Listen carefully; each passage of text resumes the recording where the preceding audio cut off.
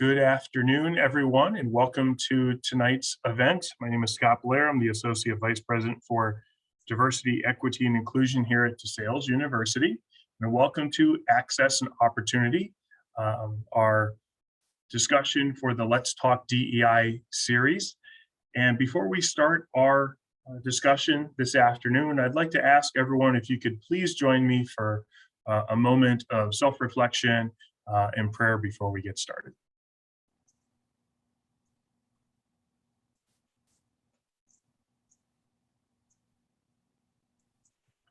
Thank you, everyone.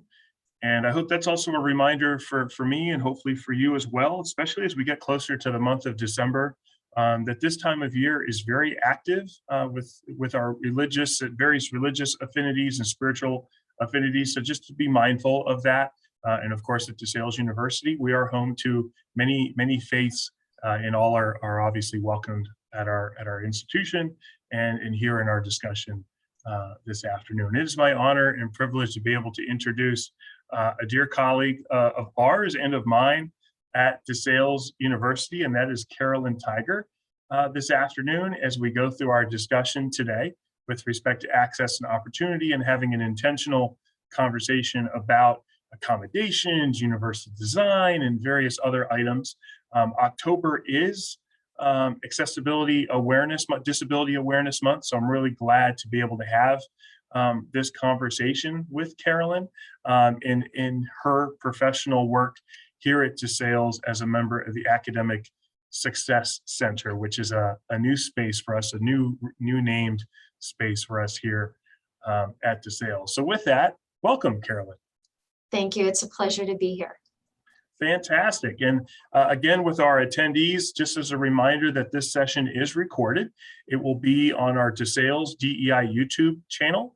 That way, all students, faculty, staff, and even community members can view this at their leisure. We do have some questions that we have designed, and of course, we will go through them together. But if you have any questions for Carolyn, please feel free to submit those via the Q&A feature. We'd love to have any of those forwarded to us. We certainly would entertain them during our discussion, but also see if we can carve out some time at the very end. So with that, Carolyn, today we honor Disability Awareness Month with our event today. Could you talk with us a little bit about the significance of the month and the need for awareness and action on this topic? Well, I think it's so important to call awareness to all of our individuals who identify as having a disability. I think it's often quite easy to see those individuals where the disability is pronounced, such as somebody being in a wheelchair or utilizing crutches, but we don't often identify with those individuals where the disability isn't necessarily apparent to the naked eye. So it's important to think about who are those students, who are our colleagues, who are our friends that may be struggling with something that we're not aware of. And oftentimes it's the silence that can be very scary for those individuals. And we need to call attention to the fact that we all make assumptions that if you don't look disabled, therefore you're not disabled, or if you don't look like I look, therefore, there are certain challenges. So I want all students, all individuals to feel that there's a safe space for them. And so this is a time of the year where we can call awareness to everybody is unique. Everybody is created in the image and likeness of whoever their higher power is, or their God. And so we need to really relate to those individuals and try to get closer to them and understand what is unique about them, what are those differences, and what are the similarities. So good, Carolyn. And in your sharing of that, there's a couple of things that kind of pop into my mind, right? It's that feeling of acceptance and those feelings of belonging, that regardless of how we identify with respect to who we are as an institution of higher education, that you're able to, in the words of St. Francis of DeSales, be who you are and be that well, right? I think that describes belongingness in such a wonderful way. Right. So maybe that can be our next space or discussion, thinking about what does belonging mean to the students that you work with in the Academic Success Center? What are some things that our faculty and staff, let's make this an employee-centric question, may need to know with respect to creating inclusive educational environments when it comes to this term belonging? I think we need to be aware that everybody is different. And, we call to mind, for example, students who potentially identify or colleagues who potentially identify as neurodiverse. And when we look at that sense of belonging, um, what does my environment look like versus what does somebody else's environment? What do I notice versus what do other students notice? And it's often jarring when the students that I work with who need to have some sort of stimulation, need to have the fidget with them, or need to have something, and the sense of being accepted is that's okay, that I need this device in order that I can concentrate. Or if we can look at it from another perspective of just the noise of the fluorescent lights, the ticking on the computer can be very distracting to some students, and they miss content in the lecture because of the overstimulation that happens in the classroom. And we don't often think about that because if we're not neurodiverse, or if our brains don't look that way, we don't pick up on those things. So we're not aware that we're not creating an environment that is inclusive for all in a sense of belonging. So already that student is feeling isolated or put apart because of these other distractions. Or we can look at it from a perspective of just a sense of belonging. How do I get from class to class? If I'm in a wheelchair and here I have to take 10 minutes to get some way because other students have easier access to it. So when we look at a sense of belonging, it's do we truly accept one another for who they are and make those accommodations really without thinking about it. I often reflect on a student that I worked with last year that felt very isolated in the classroom. The student felt like there was a sense of belongingness and there was engagement. But when it came time to go to our dining facility, the Duck, the student sat alone. And because there was a belonging in the classroom, but there wasn't a belonging to a social circle. And that was very isolating. So, I think we have to look at a sense of belonging, not just in the academic world or in the work world, but what does that look like in the social arena as well? I'm reflecting on what you just shared, Carolyn, and some of the things that are popping into my mind again is this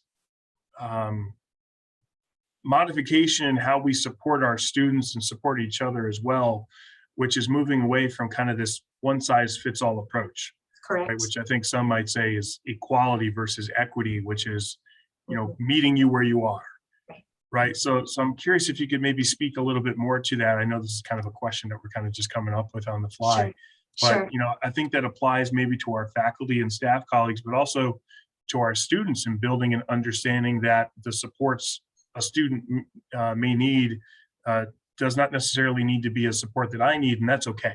Right. Right. And that's Right. okay. Right, because we all have different needs. And there's a wonderful graphic where you look at these students or these individuals that are watching a baseball game, and you see them looking over a fence. One person doesn't need anything to help them overlook the fence.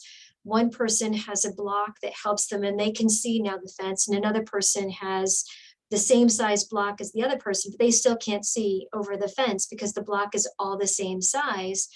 But wouldn't it be so much easier just to remove the fence to begin with so that everybody had access to be able to engage in whatever particular that activity would be or that event would be? And we have to think about that in the classroom. What are the barriers that everybody can face? What can we do to make it access for everybody? And looking at that, not just from an academic standpoint, but from a social standpoint as well. Thank you. There we go. Yes. So that is something that we really strive for because I don't want there to be a fence there at all. So it's a great opportunity to really reflect what am I doing as an individual? Am I accepting somebody on conditional limits, or can I accept them for who they are and what they bring to the table?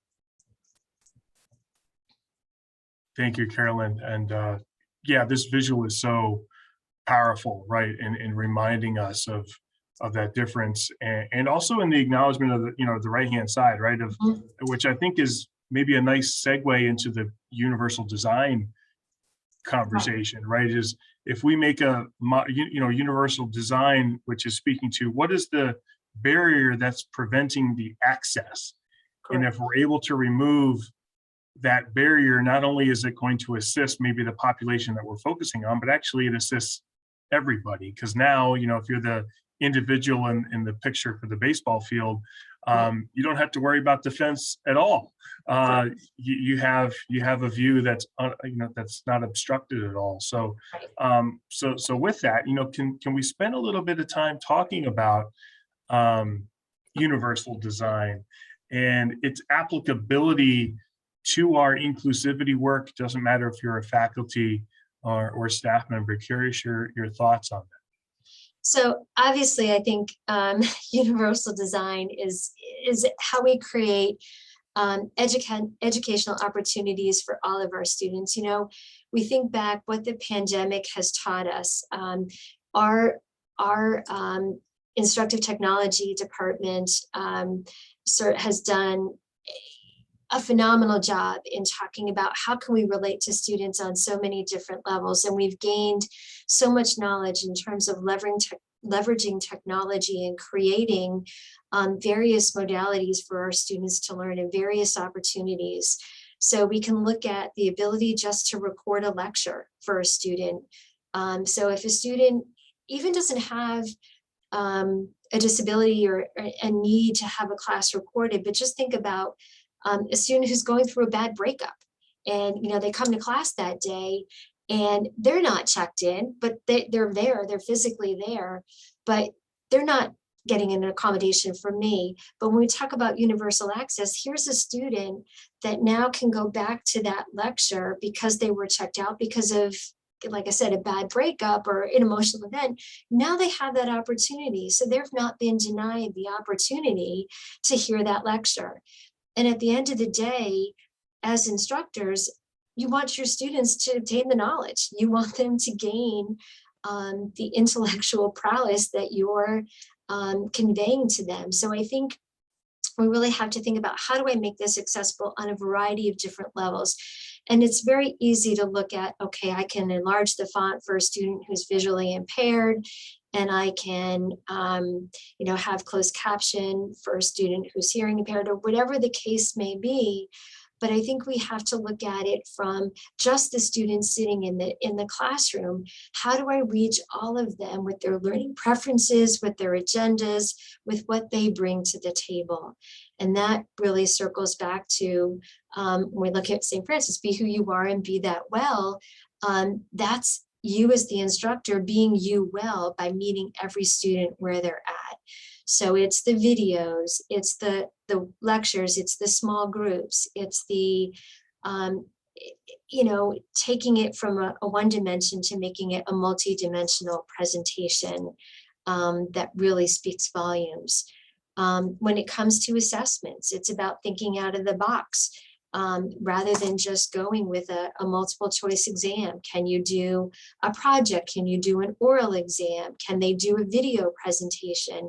Does it just have to be pen and paper? Are there other ways to assess that a student has obtained the knowledge that you want them to have? That's a really good point, Carolyn. I'm curious your thoughts, because I think sometimes when we start having these conversations around equity, folks might respond maybe because it's new, Mhm. of with things such as, well, are we watering down the experience, right? I think we've heard some of those things, Yes.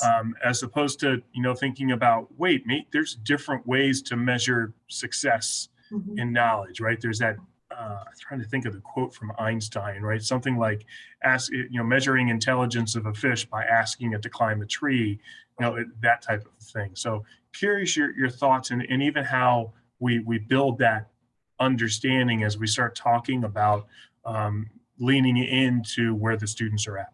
Mhm.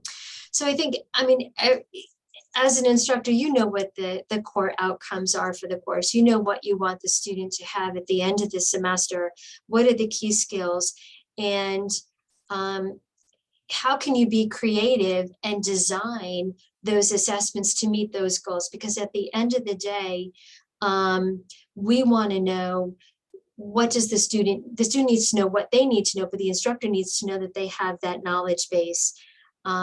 So it takes some creativity on the part of the instructor, but I think it enriches the whole classroom experience when they have that academic freedom to be flexible with what the opportunities are. Obviously, when we look at accommodations for a student, we don't alter the rigor of the course. We can't, and that would be shortchanging the student's education, and that's not what this is about. But it is about thinking, how can I be creative in my approach, and possibly revisit some aspects that might create enjoyment for the instructor, might create some partnerships or some dialogue or even some book opportunities, because now you're thinking differently with your students and allowing that creativity to not be limited to just a pen and paper assessment. This is so good, Carolyn. And thank you, Kathy, for the comment in the chat as well. As you speak to this, I wonder about the impact that bias might have in this experience too, right? And sometimes is we don't know what we don't know. Mhm. And so we may have been taught to teach in a particular way without recognizing that there's different ways to teach, Right. and not everyone learns the way that we do. Right. Right. So Right. thoughts about that.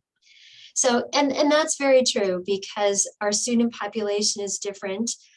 They've come from different high school experiences where things have been very different. And obviously these past 18 months have been very different for the student population and how they've learned. And we have quite a beautiful faculty, a very diverse faculty that come from very different backgrounds. So it is important to lean into their knowledge and lean into their expertise, but also to foster that willingness to try, to do things a little bit differently. And, it may not go smoothly the first time, but to continue to persevere, because that is what we expect of our students, is to persevere. And so CERT has some wonderful trainings providing for a faculty to think outside the box and to look at things from a very different perspective. So I would certainly refer them to our wonderful instructional technology folks that can certainly give them some suggestions and some feedback. Thanks, Carolyn. I'm going to take a moment now, because maybe you need to take a sip of water as I did, to allow you to catch your breath, and also just remind our attendees this afternoon that, again, if you have any questions, feel free to share them in our way. But we're going to continue the dialogue. This is some really good things, and hopeful that for those that are listening in are able to take away some ideas and thoughts and recommendations, regardless of whether you're a student, faculty, or staff member. Carolyn, something that we didn't talk about in preparing for this, but thinking about the process, right, and what you need to navigate as a professional in this space and advocating for the needs of our students, is the privacy that students need to have as well, right? So could we lean in on that a little bit, thinking about what privacy laws and policies and procedures are out there to protect the rights and needs of our students who may have a disability? So students who identify that come through my office, we work with them on an individual basis. They come through me, and we have a conversation. That the disability is documented through my office. And then in turn, the instructor gets what's called a letter of accommodation. Now, because of the privacy rights of the student, the instructor is not informed as to what what the disability is. They are informed of the accommodation. And that's where the relationship between myself and the instructor has to really take root, because they have to trust that I have done my due diligence in understanding what the students' needs are and providing the appropriate accommodations for them. Oftentimes I have instructors, reach out and say, what else can I do for this student? Is there anything that you can guide me? And I certainly provide some feedback for them. But the student is truly the expert in their disability and what their needs are. So I do encourage the student to reach out to the instructor and to have a conversation. But not all students are comfortable with that, because previously they may have gotten feedback that, not necessarily from our instructors, but from high school or other times, where they potentially been called lazy or not paying attention. So identifying that they've quote unquote been given a negative label is often sometimes discouraging for them. So they are hesitant to share that information. So I work very hard with the students to try to encourage them to reach out to the instructors, because that's how you build relationship. That's how you build connection. And they want the best classroom experience as a student, as does the instructor want that for their student. And if they don't have that dialogue, it becomes somewhat challenging.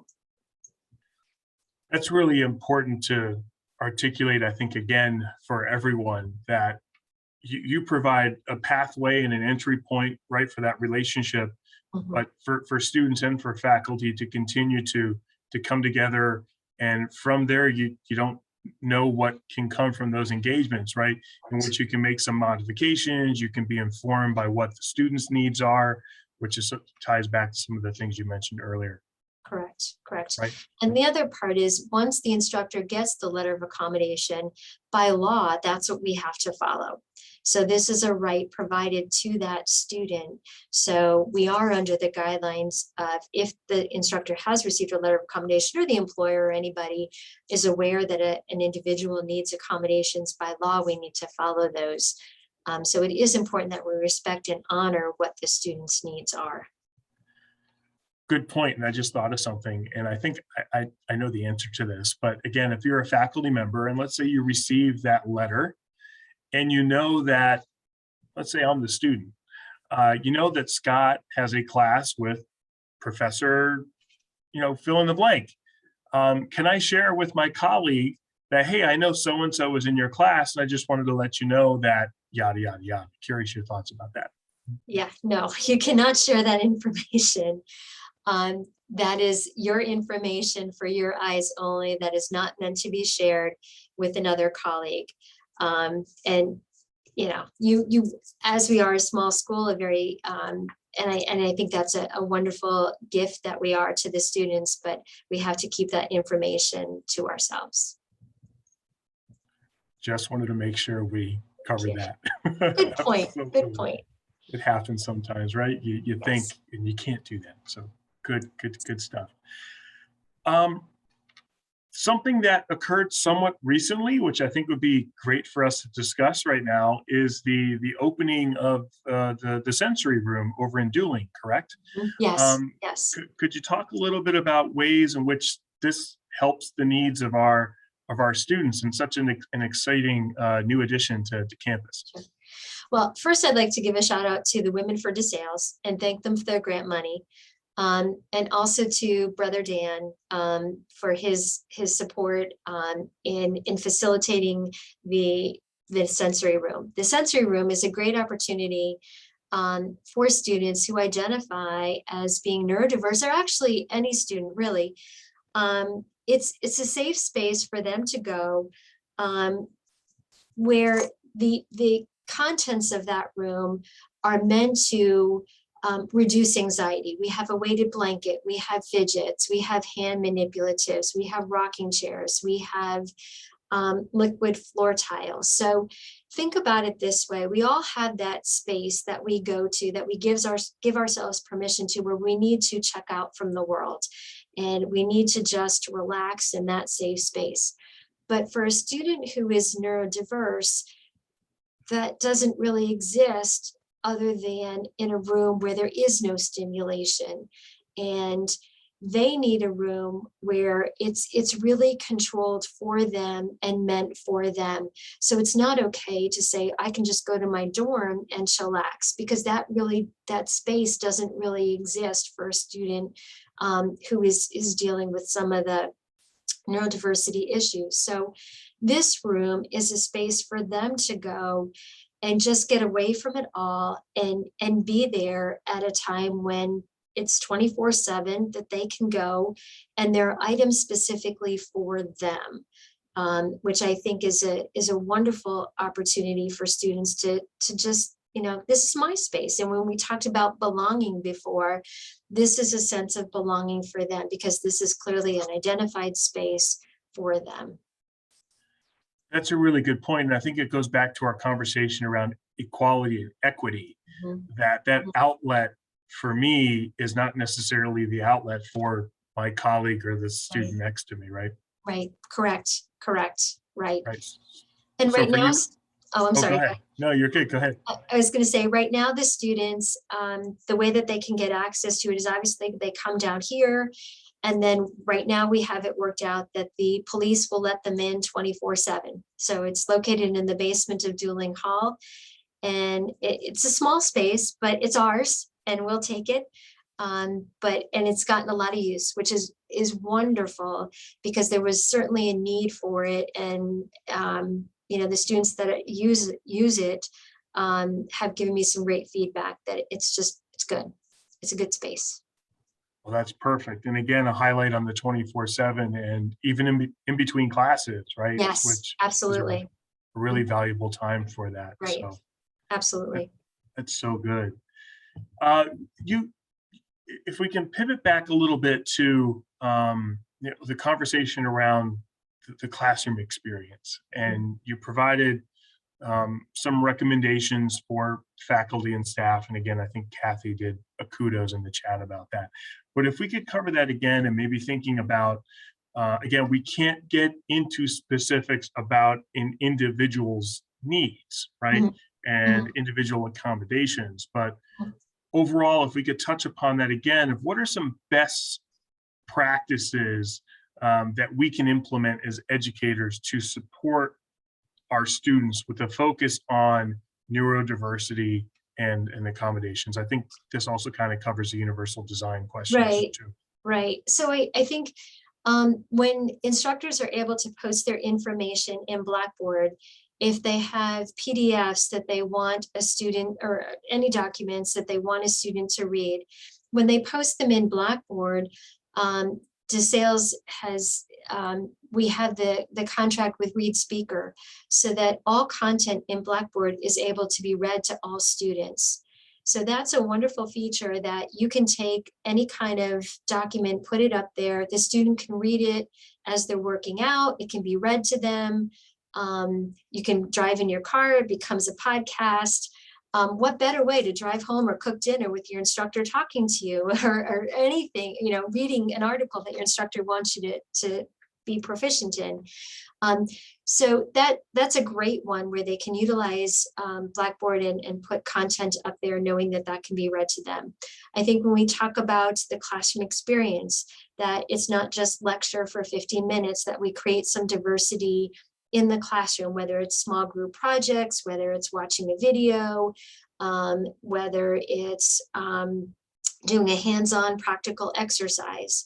The more we can just try to be creative with that classroom experience and try to hit all of the different modalities for students to have those experiences, I think would set us up for success. And I think also understanding that students, when they have their accommodations, um, it's important for them, for the student, to do their part as well. So it's not just a free pass on certain areas. It's about that interactive dialogue between the instructor and the student, and getting feedback as an instructor. What do your students need? Asking them, how can I make this experience better for you? I think would be a great first step. Thanks, Carolyn. And as you share that, I'm also wondering what sort of modifications and adjustments do you take into account when it comes to the student and the different courses that they take, right? So you might have an overall accommodation based on a particular disability, but then also how that might change if you're in a math class versus a history course and everything in between. Right. So it is different. If the student has, let's just say, a disability related to math, they have accommodations for math, but they don't need them in other subject areas. So all accommodations are individual to the student based on the student's need. It is my goal to meet the student where they're at and provide them the appropriate accommodations based on need. I explained to the students that it's a living, breathing document. We can adapt, we can adjust based on your needs and what you're experiencing. So it is truly centered around the needs of the student. The other piece is students don't have to use their accommodations. Just because they're given accommodations, some students will say, you know what, this teacher, this instructor has created a classroom environment that there are no barriers for me. So I don't need to use my accommodations. That's a wonderful compliment to an instructor when I hear that, like, oh, that's fabulous. Because now they're not taken out of that environment. They're in with their classmates, and they feel that I have access to all and I face no barriers. Oh, that's such a good point, right? And that's such a wonderful place too, if you hear that as an instructor, as an educator, that you've already designed this with that focus, which is a wonderful thing.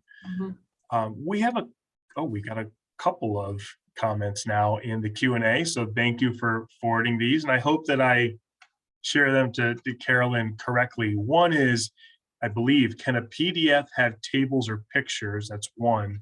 And with relation to a reader, right? So if we have someone who's okay, good question. Thoughts on that, Carolyn? Um, I would have to clarify, but yes, I believe it can, read speaker can look at a table and can read the table. I would have to clarify with CERT on that. Really, really good question. And thinking about how does that present, and even thinking about what that looks like on a website, and Right, it's really great to have right, CERT to support us with those items. right, right. Really, And they really do good. have an accessibility checker as well. They're fielding some additional software that will take an instructor through to make sure that their platform on Blackboard is accessible to all, because we talk about contrast, we talk about font, we talk about colors. So there's all sorts of wonderful tools that CERT has available to make sure that your content is accessible for all. No, really, really good point. Yeah, it's not just the right, it's also the color contrast and making Correct, sure you don't have dark on dark and everything in between. correct, Thank correct. you for forwarding that question. So really, really good. Um, this next one, Carolyn, is I think a very hot topic in inclusivity in our classroom experiences overall. And it's this question about the power of representation. And for our faculty colleagues, our educators, when we talk about inclusivity in the classroom, it's diversity, what's in the experience, and inclusivity is often how we teach. So let's focus on the diversity in the stories that we tell, in the narratives that we share, and thinking about that with respect to neurodiversity and accessibility. We often talk about having Black scholars, having female scholars in the narratives. What about neurodiversity in our representation work? It's not there. And I think it needs to be there. I think we need to really, as educators, search out who are the leaders in the field, in our respective fields, and who can we identify as being trendsetters, and leaders of content that we can talk about and present in the classroom. And it's a challenge, because again, not all disabilities are present, and I shouldn't say present, not all disabilities are visible. And so how do we identify those individuals. So it is important as you're doing your research, as you're talking about the leaders in your field, to really highlight who are some of those individuals that have made contributions, that have identified as having a disability. And that certainly does take work to do that. On a non-educational sense, we can look at Simone Biles just over the Summer Olympics, and just her grace with dealing with mental health issues and the struggles that she faced. You know, when you looked on her Instagram, she was met with some wonderfully warm, supportive comments, but she was also trashed. And, you know, you're making this up, or this is not possible. And that's again, so unfortunate that as a society that we, you know, quickly want to put somebody down in that area.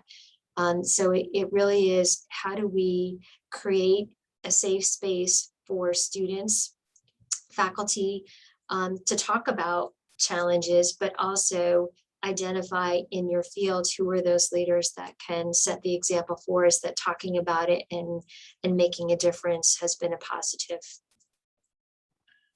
Thank you, Carolyn. And in sharing that, I think of some of our core values as an institution, which is being humble and being hospitable and gentle. And yeah, the Simone Biles example is a great one, to say, if you're not comfortable, if you don't feel safe, as opposed to saying, how dare you, to say, well, what can we do to help? Right. Right. That's such a wonderful place to be, as opposed to the other. Mhm. Absolutely. Absolutely.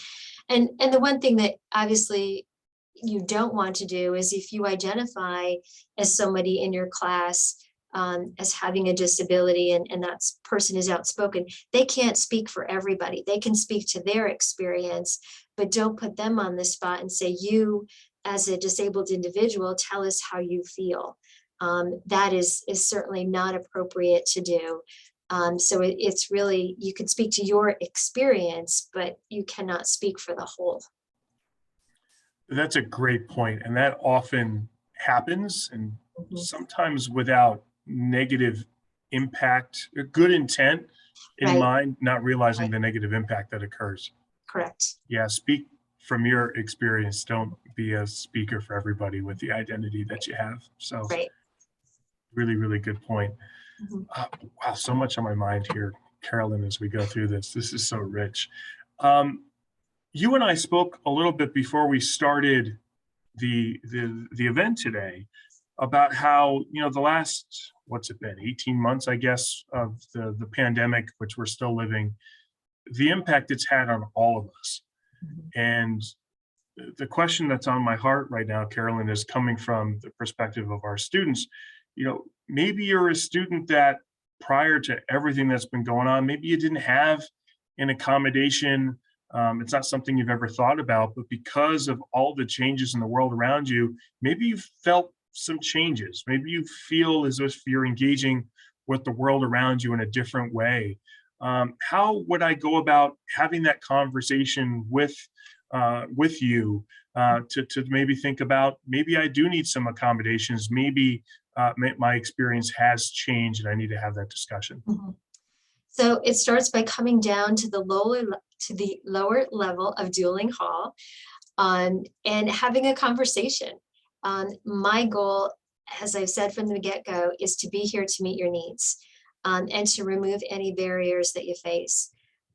So that's where it starts. If there's a barrier, I want to remove it for you. And that's where we begin the process.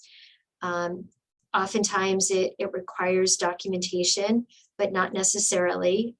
So we work through those things, because getting the documentation should also be a barrier to a student. If you can't afford the financial aspect of getting a long drawn out evaluation, we can work with that. So again, we're here to meet the students' needs, understanding that we can't alter the rigor. I can't change the courses that you have to take or anything along those lines, but we can certainly create a more inclusive environment. And that's the goal at the end of the day. I'm so glad we put out that visual of the fence, right? That, yeah, the Mhm. fence in and of itself could be the barrier. So for you to be Correct. able to speak to, you know, we can take that fence down. Right. That's Absolutely. right. Mhm, That's really, really important. mhm, And you never know what sort of modifications you can make. I remember speaking with a student last year that articulated a request they made of the faculty member because I think they had some sort of requirement to submit something, and they were struggling with the modality. And they said, you know mhm, what? I can put my information down.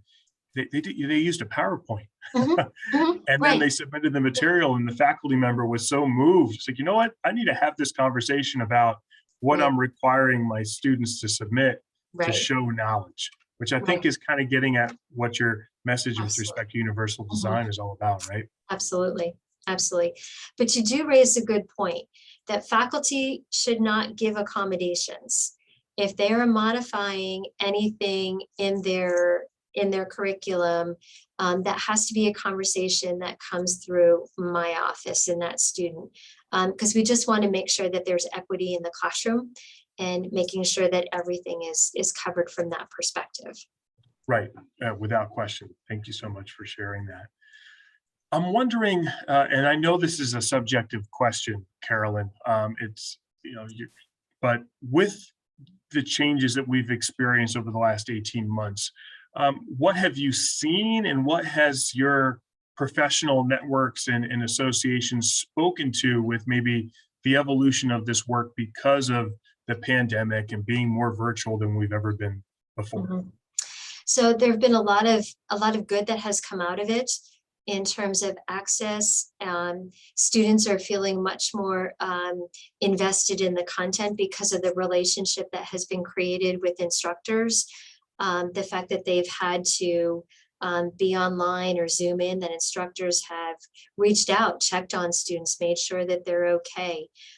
So from that perspective, it's been very positive. The ability to obviously have um, classes recorded or content modified in terms of how are we going to do assessments, because we can't do pen and paper anymore because of the confines of being online.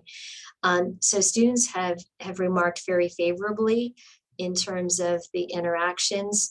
Um, but I also think I've noticed a level of anxiety that has increased with students, which has been somewhat challenging for them to navigate, and especially the incoming freshman class, because some haven't taken exams for 18 months and they haven't been in a classroom. So there was a lot of trepidation about what's that experience going to be like. So dealing with some of that.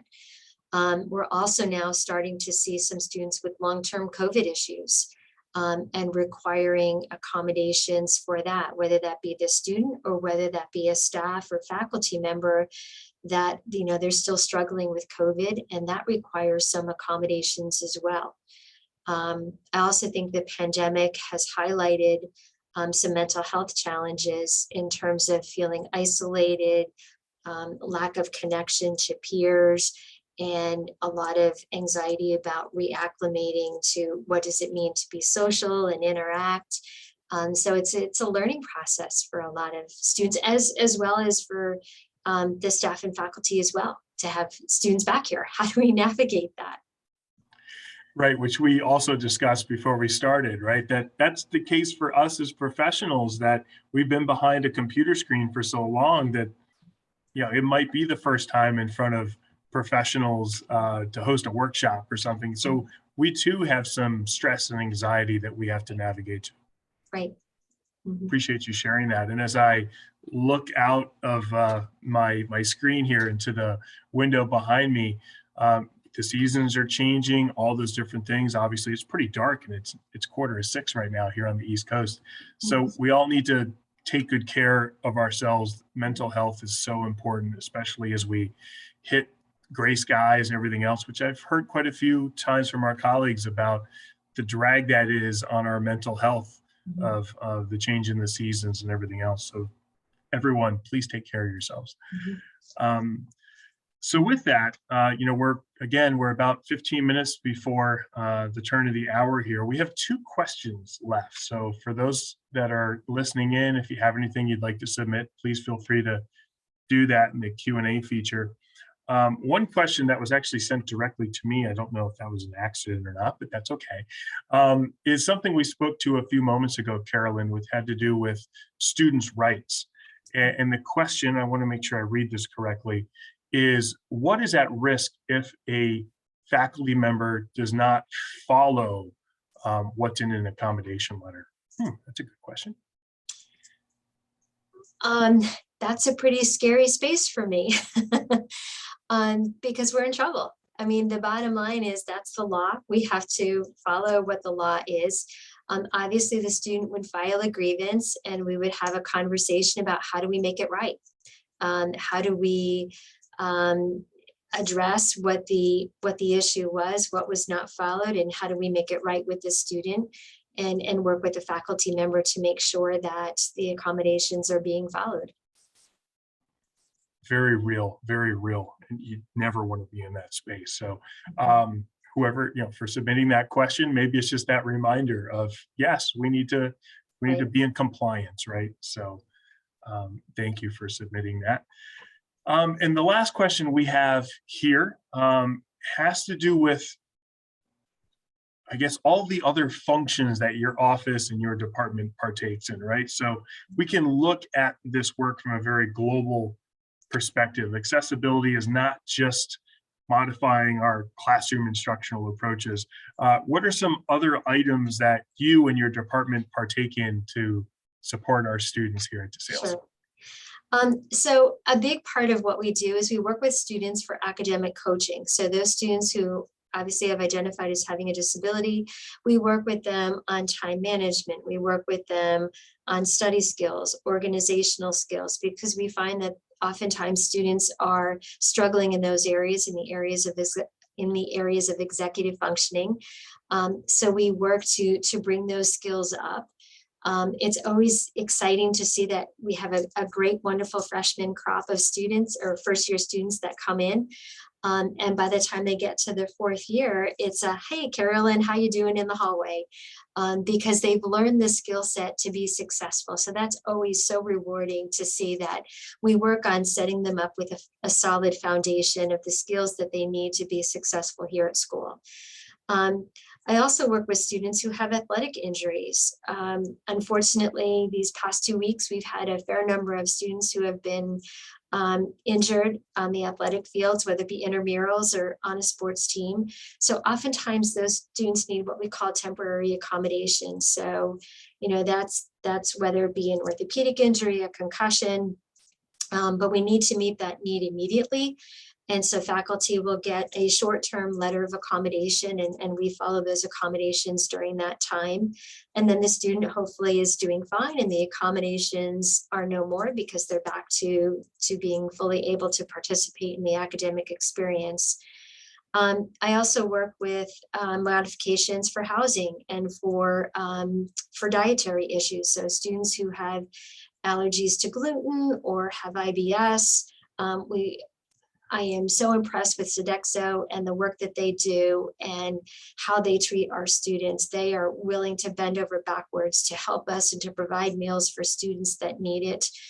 Peanut allergies, nut allergies, all of that comes through my office to make sure that their needs are met as well. When it comes to housing, again, I can't say enough about our Res Life staff and the great work that they do there. Sometimes students need to be in a room by themselves, or we need to make sure that they have access to a bathroom. Again, they work with me to facilitate that transition for the student, and the RAs do a fabulous job of checking in on students. So I think as a community, we really try to embrace where the student is and what they need and get them the service that they need so that they can be successful. Because at the end of the day, we want them to graduate and be successful. Be who you are and be that well in all facets of their life. Thank you so much, Carolyn. We covered a lot in just shy of an hour here. So again, for those who are listening in live, hopefully you're able to take away a couple of things that you can implement in your classrooms, in your support work as a staff member, as a professional here at DeSales. And those who may be watching this, the recording, once it's placed in our YouTube channel, the same. I am so glad we were able to have this conversation, Carolyn. And as we look to wrap up, again, we want to acknowledge again that we are doing this to, one, raise awareness so we can know better, so we can do better, know more so we can do better, but to also acknowledge again that this is Disability Awareness Month. So what better time to have this conversation than now? So as we look to adjourn, Carolyn, I was just curious if you had any closing thoughts or reflections as we look to adjourn this evening. I just want to say thank you for this opportunity to talk about something that I'm very passionate about. I tell folks that I've got the best job on campus. So I love what I do and the people and the support that we get. So a huge thank you to our staff and faculty for the support that they give our students. I couldn't do this job without them. So I am very grateful for what that they do. And I'm grateful for our students and the trust that they place in me to work with them, to meet them where they're at, and to get them the accommodations that they need so that they can be successful. We are a non-judgment zone, so I want folks to feel comfortable coming down and talking about what your needs are, because at the end of the day, we're here to support them. So I just thank you for the opportunity. Thank you, Carolyn, for all that you do. Access without support is not opportunity. And the work that you and your team do is such a wonderful thing to ensure that all of our students can be successful, and that we as professionals are able to do all that we can in meeting students where they're at. So thank you again for this, and to our attendees, thanks for joining us this evening. Do want to share that we do have a couple of more events this semester out of the Office of DEI.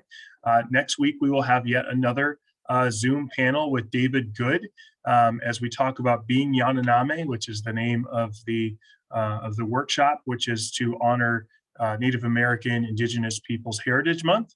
And we will also have an in-person engagement on November 8th with Hugh Burnham talking a little bit more about the Indigenous experience as well for the month of November. So thank you everyone for joining us. Carolyn as well. Thank you for all that you do. Be well and enjoy the evening, everyone. Thank you.